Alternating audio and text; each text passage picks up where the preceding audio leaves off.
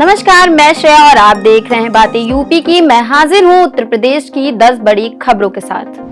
प्रयागराज में महाकुंभ 2025 के लिए टेंट सिटी तैयार हो रही है, जिसमें 400 स्लीपिंग पॉट्स भी शामिल होंगे।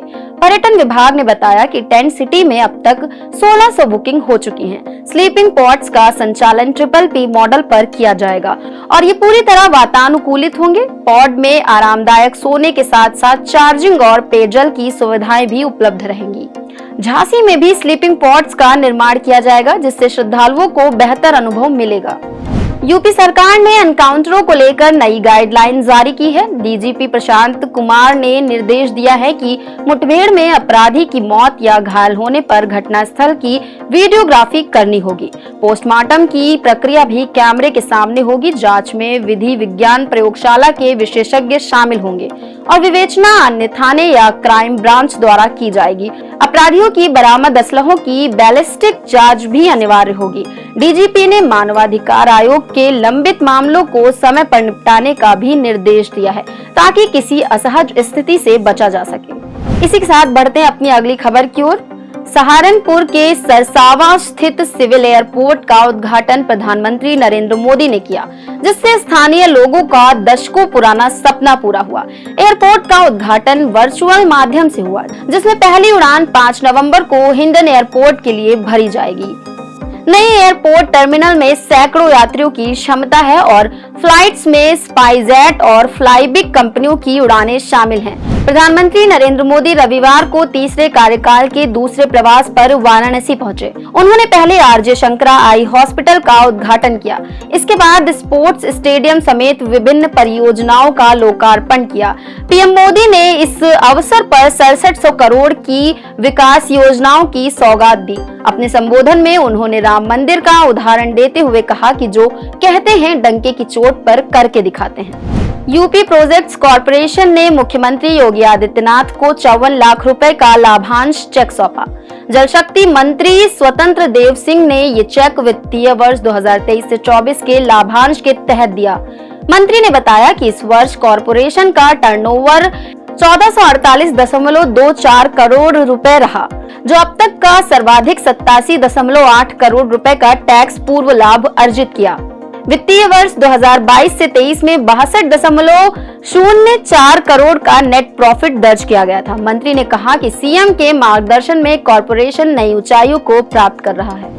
अब बढ़ते हैं अपनी अगली खबर की ओर। यूपी सीडा ने एटा के ओरोनी मारहारा में 32.188 हेक्टेयर का नया औद्योगिक क्षेत्र विकसित करने की घोषणा की है। ये निर्णय बढ़ते निवेश और घटते औद्योगिक क्षेत्र को ध्यान में रखते हुए लिया गया है।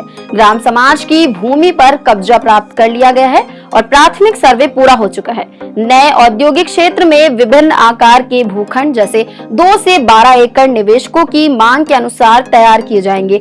अलीगढ़ में औद्योगिक भूमि की कमी के कारण यूपी सीडा वहां नए क्षेत्र के लिए जमीन की तलाश कर रहा है।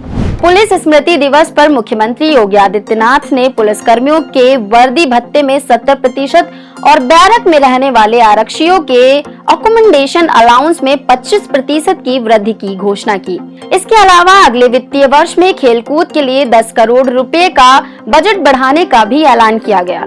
इन घोषणाओं पर सरकार 115 करोड़ रुपए का खर्च उठाएगी। इस अवसर पर सीएम ने शहीद पुलिस कर्मियों को श्रद्धांजलि अर्पित की और उनके परिजनों को सम्मानित किया। इसी के साथ अब बढ़ते हैं अपनी अगली खबर की ओर। लखनऊ विकास प्राधिकरण अपनी 50वीं वर्षगांठ पर पहले आओ पहले पाओ योजना के तहत फ्लैटों पर 1 से 2.5 लाख रुपए की छूट दे रहा है।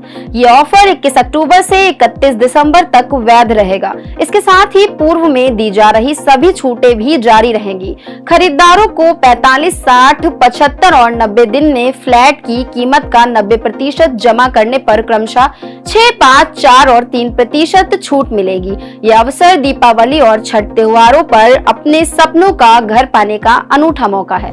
महाकुंभ मेला 2025 के लिए योगी सरकार ने सुरक्षा व्यवस्था को मजबूत करने का निर्णय लिया है।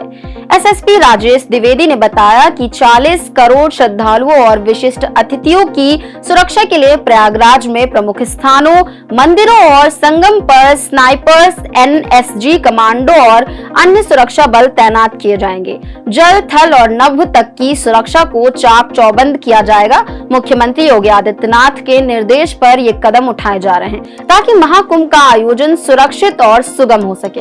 इसी के साथ अब बढ़ते हैं अपनी आखिरी खबर की ओर। लखीमपुर खीरी के पलिया में हवाई अड्डे के विस्तार की योजना तेजी से आगे बढ़ रही है। 265.19 हेक्टेयर भूमि का अधिग्रहण किया जा रहा है, जिसमें से 60% भूमि का अधिग्रहण हो चुका है। 1996 में बने इस हवाई अड्डे का विस्तार इको पर्यटन को बढ़ावा देने के उद्देश्य से किया जा रहा है। विशेषकर दुधवा राष्ट्रीय उद्यान में आने वाले पर्यटकों के लिए लगभग 274.22 करोड़ रुपए खर्च होने की उम्मीद है। मुख्यमंत्री योगी आदित्यनाथ के निर्देश पर ये परियोजना पर्यटन को बढ़ावा देने में महत्वपूर्ण साबित होगी। तो ये थी दिन भर की 10 बड़ी खबरें। ऐसी ही खबरों को देखने के लिए देखते रहें और करते रहें बातें यूपी की। धन्यवाद।